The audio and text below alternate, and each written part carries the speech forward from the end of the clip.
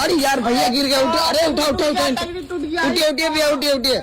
आए भैया आपका टायर भी फट गया भैया। इंसान गिर गया, मेरा गाड़ फट गया, वो नजर ना आ रहा, आपको टायर फटा हुआ नजर आ रहा। अब तो भैया साइकिल से तो गिरे हैं। अब कोई लूट के आदमी ना लग रहे, मेरे आदमी को पहले ना उठा रहे, साइकिल के सामान को पहले बचा रही है, आदमी उनको तो बचा के भी गलती कर दिया। अरे उठा दिया तो लगा दीजिए साइड में, यहाँ तो वही से ना साइड लगा दिया था भैया। यहाँ आदमी मारा जा रहा, पहले आदमी को नहीं आप उठाइएगा जी। अरे आप साइकिल से न गिरे, ये के एरोप्लेन से कूद गए जो इतना आपको हाथ में चोट लग गया। तो पहले आप एरोप्लेन देखते, कौन एरोप्लेन से गिरा हो के बाद आदमी को उठाते ना, यहाँ आदमी गिरा हुआ को ना उठा रहे हैं। लगा आपको कितना चोट लग गया, देखे जरा।